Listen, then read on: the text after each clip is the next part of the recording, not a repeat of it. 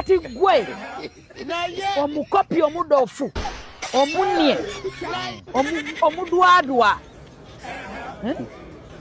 ndaba mabata omudindo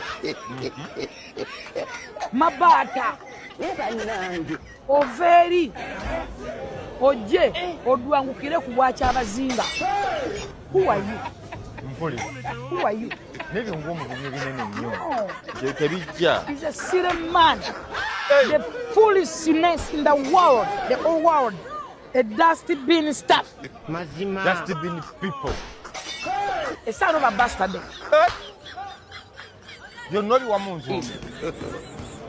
Bosalawo kweyisanga ekintu emempe njagala nkubulire abantu muwakula entalo zemugenda okumalako nazo. Omanyi basoga bameka abali mu institute nga alien skin azetaga? Basoga bameka bali mu ministries nga alien azetaga? So kyonna kyatuukawo wakati wa Furufiga ne Alien Skin mukama eyamanyi kubanga oba ojjukira ebiseera ebyo Furufiga ye bantu abadifendinga nga Alien Skin ku social media yawo nga tolina kyoyogera kugamba nze Mama Fangoni naye kyonna ekyatuukawo between Mama Fangoni ne Fangoni boss sisobola kukunnyonnyola kakati amuviiriddeyo ku nsonga z'obwakyabazinga bwa Busoga. Nalabyekawo nga Sanyuka TV nga bakoze apology era nga bagikolera bwakyabazinga bwa Busoga kubanga yasinzira ku Sanyuka TV okwogera byayogera ebitaasanyusa Abasoga ne Kyabazinga. Awo nga tuvuddeyo. Byonna nga bigenda mu maaso ebintu bingi nnyo ebibaddewo era time zikyuka ne twebuuza yabange kiki ekyaliwo wano na wano kyekintu essaawa yakakati n'ekibuuzo ekikyaliwo ekyatuukawo wakati wa Bebe ne mukulu Eddie Kenzo. Jjukira ababiri bano Eddie Kenzo lumu yatugambako nti Bebe kulu wa ddala naye kyabatuukako oba zaali ssente oba ki. Nze nawe oli agamba nti ono takkiriza muye kubanga ye muto okubanga ye pulezidenti. Bebe Kulu yavuddeyo n'ategeeza nti munnange nti federation eyo si y'abayimbi era ye taliyo. Mbu federation eyo entite ya Eddie Kenzo ne Shiba Kalungi be bagimanaginga be bagioninga naye mbu si by'abayimbi.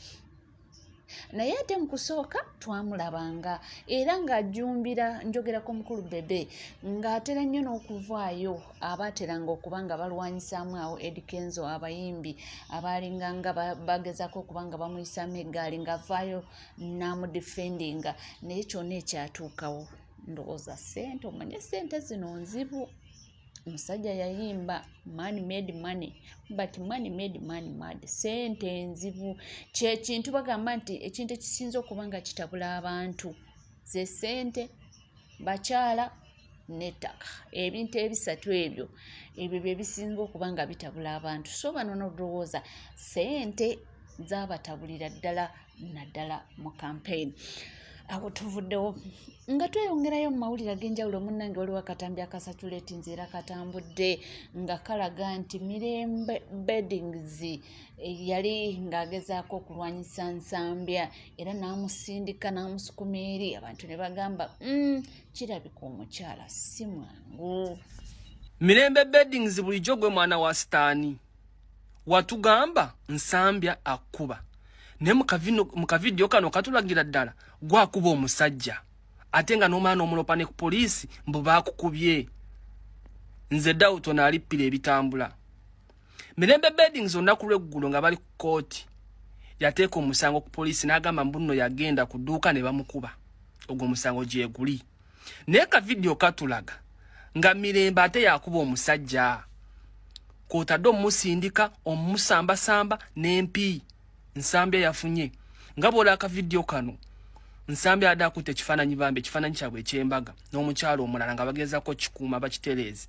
Mirembe n'ava eri n'obusungu ng'ayagala kukibajjako ndowooza oba Mirembe yadde ayagala kukuba mukazi oli oyo omukyalo oyo gwe mulaba. Nsambya n'agezaako bataasa ng'akwata ani ng'akwata Mirembe. Ekyavudde Mirembe ate yakubye bukubi Nsambya nga bw'olaba mu kavidiyo n'amukuba nno n'amugoberera mpaka eri ebweru ng'amusamba. N'ate Mirembe yavudde awo n'atwala omusango ku poliisi mbu Nsambya yamukubye. boy child nze nabagamba siva ku boy child amazima gatandise okuvaayo. Bano Junior bye yagamba nti simanyi omwana wa Stan bakazi simanyi omukazi mwana wa Stan ddala kituufu Stan mukazi weyongera okutya abakazi.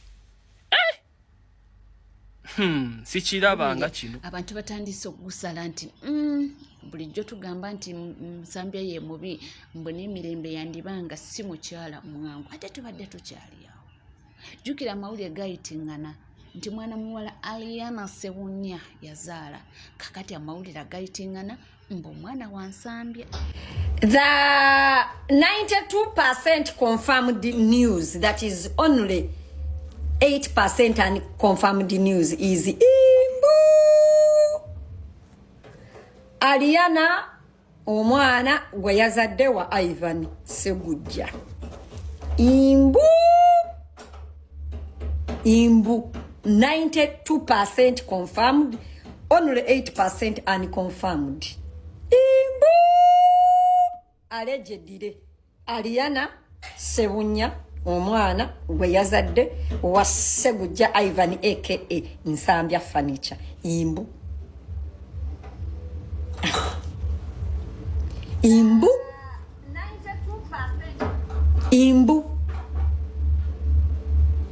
92%. Tudde ku Nsambya, tudde ku nsonga ezeggaba abaana abaddekeya abatemuddwa era nga sofa bana abafudde akigambibwa nti ababiri bo bakyali mu ddwaliro babadde abaana 6 ababiri bakyali mu ddwaliro wabula omukyala wuuno atunnyonnyola byabadde bitya byatandise bitya era bituuka bitya omukulu okubanga essaawa ya kakati ali mabega w'emitayimba. Omanye tufunye stories nyingi muba mukyali awo eno nejja muba mukyali wano eno nejja kakati story eno makusa mukyano bannayuganda banange nagenze nenkyalira ku families zonna ez'abaana abafiiriddwa eggaba naye omusajja kye yakoze ababiri bakyali mu ddwaliro awo era eggaba naye bali mu critical condition ababiri kubanga babadde 6 naye kyabadde bwekiti omwami oyo yajja ku ssomero ku Mande ngazze n'abagamba nti ayagala kuleeta mwana we ku daycare eyo ebadde daycare si kindergarten omanyi daycare yaba obwana obuto nnyo butanabagenda kutandika kusoma naye nga babukuumirako awo ne babufuula bize so ati bazadde baabwe bagende bakole. So n'abagamba ayagala kuleeta mwana naye ayagala bamulambuze kindergarten ategeere oba omanya daycare ategeere oba nnungi ku mwana we. Nabo nga bw'obimanyi ebyamasomero ne bamulambuza bulungi nnyo nti wano bana bakolera kibi ebiki ndala banaasiima n'agamba era agenda kudda ku lunaku lwokuna aleete ssente omwana atandika okujja era ku lunaku lwokuna olw'eggulo najja nayingira bulungi geeti n'agenda mu ofiisi n'asasula ssente emitwalo 18 egy'omwana we. Kakati essaawa ze yajjiddemu zabadde za break time nga bana bali wabweru abasomesa abamu bali mu ofiisi nga n'omusomesa omu atutte abaana abamu mu toilet ogenda okweyamba. Kakati bwe yafulumye ofiisi ne risiiti ye bw'ati n'agenda ku geeti n'agiggala immediately. Kati nga bw'omanyi nti muwulira nti omuntu aggala geeti bati oyinza okulowooza nti asikaari so tebaabadharinze nnyo. Bwe yamaze okuggala geeti bw'ati najjayo ebiso yabadde alina ebiso bingi ebiso I think 3 nga byonna bipya bino ebiri covered bwe biti mubimanyi ebyo bye basazisa oba ki ebiri covered. Najjayo ekiso bwana abadde mu compound nga bazannya n'atandika omu n'asala. Kati abaana batandika okuba endiwo ne bawuggana. Kati bali ababadde bawulire ne balowooza ki ekiri kati nga n'oli bw'ava mu toilet n'abaana bagenza okulaba omusajja. Jjukira buli obwana buto tebusobola kwedifendinga tebusobola kyokka kukola woggana so asobola okuva kano mu ddakiika emu nadda kale okitegeera singa babadde bantu makulu basooka kulwanamu naye bwana buto so oli yagenza okulaba bannange abasomesa ne balaba ng'ekiri wabweru ne badduka okujja okutaakiza. Jjukira ery'essomero lirina abakyala bokka kati bangambye n'okungamba nti the fact that essomero lirina abakyala bokka bambi obwana bwagala nnyo abantu abasajja ndikulwokuba tebabeera nabo all the time so kati era omwami ono bwe yazze bumwaniriza so bwe yavudde ku gate bwabaddenga obumwaniriza nti tulabye ki omuntu ali different omusajja kati nekiraba mu scenario yeno nti era abasomesa abakyala babadde balwana na musajja era yabasazeesaze ng'agezaako bejjako asobole okugira abaana abalala. So eventually abakuumi b'ekyo ekifo b'essomero ne church ne bamukwata ng'amaze okusala abaana nga 6 awo n'akusala abasomesa abamu n'abasomesa bakyali balamu ne bamukwata bulungi nnyo ne bakubira poliisi ejje munono. Kati bakubidde poliisi ejje munono of course abatuuze ne bawulira biki ne bajja nga baagala mukuba bamutti naye jjukira of course tulina okumanya lwaki ono yeze n'atema abantu nga tebasobola kukkiriza just muwaayo nga tebategedde intentions kubanga bwe batategeera intentions abalala basobola okugenda ayinza okuba nga alina n'ekigroup kye ekirala ekinene tusobola okugenda n'ekikola ebintu ebirala wala naye bwe tumukwata nga mulamu n'atubulira kiki ekituufu of course agenda mu kooti bikikomera byonna so awo poliisi nejja poliisi nga abatuuze bakaaye of course nabo tosobola banenya omuntu asa abaana nga batuuze bakaaye omusajja baagala musaanyaawo ng'amayinja gali awo abantu banyiivu baagala kumenya gate baagala kujjayo muki poliisi nejja nekuba tiya gas nekola buli kimu nekuba amasasi ndowooza mwabirabye byonna ebyabadde ku vidiyo nekuba amasasi nejjawo neryoka ekola ki ejjawo omusibe ne bannange nakyaliddeko abazadde b'abaana omanyi gaba kifo kibeera kwike babeera abantu boogera emizindalo naye gaba yabadde esirise ekiro kyonna ekkulu kubanga navudde essaawa 5 ogw'ekiro nga nkyalira ezo families nga gaba yonna nsirifu ng'oyinza okulowooza oba ki ekibaddewo naye kuba ekikanga bwe kyabaddewo ne bannanga bazadde nga tosobola nabbatundako ng'ekiri mu families omanyi omwana bw'abeera alwadde n'ogamba namujjanjabyeko n'ennwana era omuntu omulaba nga abadde akimanyi nti omwana namujjanjabe naye nga bonna bali hopeless omwana teyamujjanjabe akedde ku makya omwana we n'amutwala ku ssomero nga tasuubira kino ekintu kisobola okubaawo abazadde bali mu bulumu abaana bali mu bulube anyway so abasinga bonna bagenda kuziika abaana baabwe leero era omwana bagenda muziika Gumba leero omulala bagenda muziika Palisa omulala bagenda muziika Soroti omulala bamutwala Gulu naye Gulu batugambye bagenda muziika enkya bwe tuba tukyalidde famire era tugenda kubeerayo n'emmisa awo kugaba community church emmisa naye egenda kubeera ku Monday abazadde bonna bakomyewo bavudde mu kuziika emmisa ekombayine ng'abazadde bonna n'aba relatives bonna abafiiriddwako abaana tujje bannange mba musobola okubayo mujje tusabe wamu nabo tusabe wamu ne community y'eggaba kino ekikanga abantu batidde nnyo ku kye baliko naye n'ekirala nti tusaba bannange yonna gye muli bano abantu mubasabire nze sisobola kunnyonnyola ki kye bayitamu kubanga nze kyenalabe nga nange sisobola kwogera natusawo nga ndi confused ku kyabadde obwana buto mwaka gumu kitundu akasinga obukulu kagenda kuweza buwezi myaka 3 obwana buto obwana naye omwami kiyakoze ddala mu kiseera kino nga tugenda mu simanyi nakumanya wakukinnyonnyola naye bannange tukwatidde bamu ng'eggwanga bano abantu tubase mu ssaala zaffe ddala nga tugenda mweno period ya Easter wabeerawo updates zonna nja kubambabuulira kitalo nnyo era kitalo ddala nkugambye nti ebintu si byangu byakutegeera tetumanyi ekituufu kyekiriwa kubanga waliwo amawulire atagabadde gayitingana nti omutemu nti ex-husband owannannyini essomero erya daycare tetumanyi oba nakyo kituufu oba nedda oli kyeyagambye nti okusinziira ye engeri gy'alaba nti omwami yabadde ne security oba military watch ayina engeri gy'abadde abyeexplainingamu so tetumanyi omusajja wa military oba katuwulire bino temutafokasinzeeko nnyo omusajja ono abadde ayambadde tactical military watch omanyi bwe bintu mubiraba bulala ffe tubiraba mu nkola ndala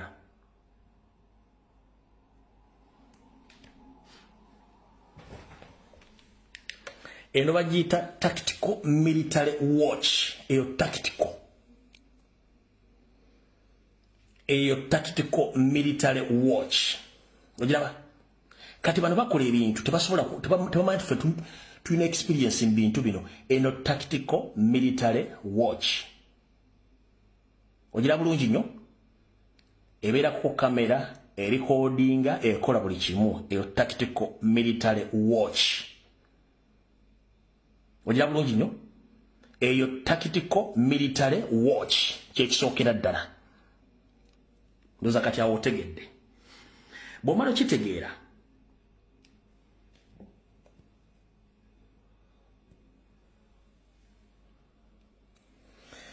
facial expression and body language is unbothered. Facial expression and body language is unbothered. Kubanga is an actor. Acting according to the mission. Nga we have a day.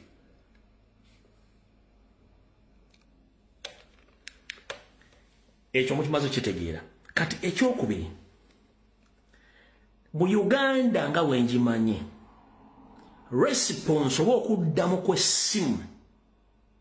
Nga police ogikubidde essimu response y'essimu police kwekoledde speed okujja okuresponding ebitongole byonna waliwo akabuuza byonna ne bigwayo response okuddamu one with immediate effect police nga tennakola kintu kyonna further investigation nejja neekola post b ez'enjawulo nga zaawukana nga zeekuba tuli tubadde tukyali awo ate munange ne tugwa ku katambi anti ensonga za mirembe n'ensambya zo zikyalanda naye nga ndowooza ziri kumpi okutuuka kubanga zituuka ku ntandikwa y'enkomero zaazo kubanga amawulire ge tufuna nti babadde mu kkooti nga omukyala asaba divorce wabula nga omwami awoza kimu omukyala wange nkyamwagala. Let me tell you, they were in court.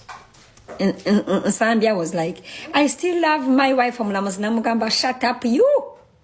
Omulamuzi namugamba, oh, what divorce ojikiriza oba nedda egenda kubaawo. Namugamba, oba oyagala oba nedda egenda kubaawo.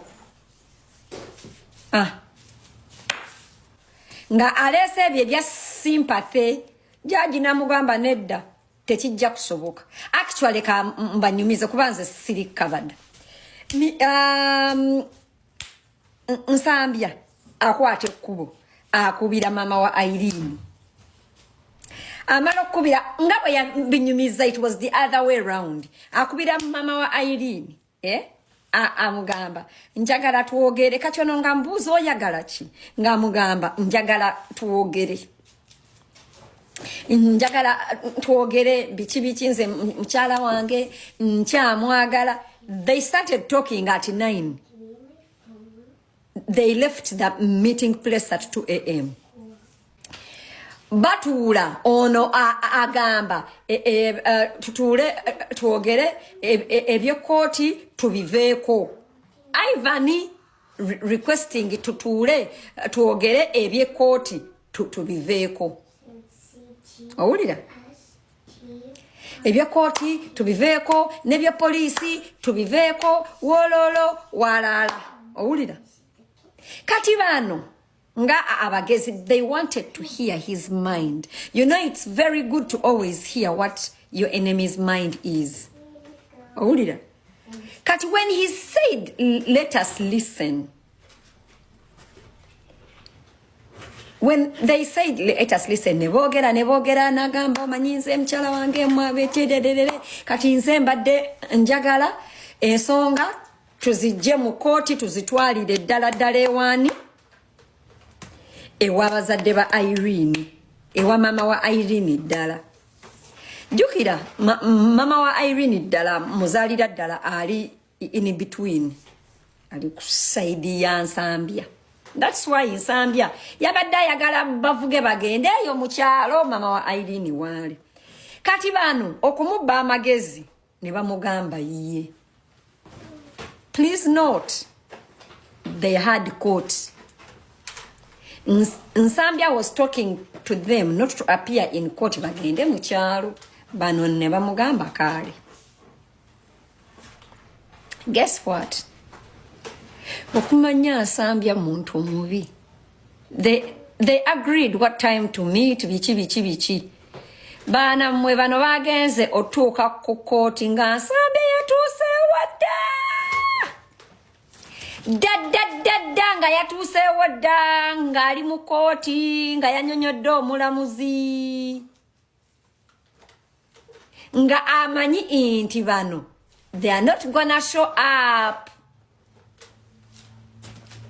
You know what that would mean for a complainant not to appear, right? That's what he had planned. Kati yagenze otuuka bano bagenze otuuka nga Nsambi yatuuse dda nga nyonyodde omulamuzi omukazi mubi omukazi yanyendako omukazi dororo munnange nga batuula mu kooti.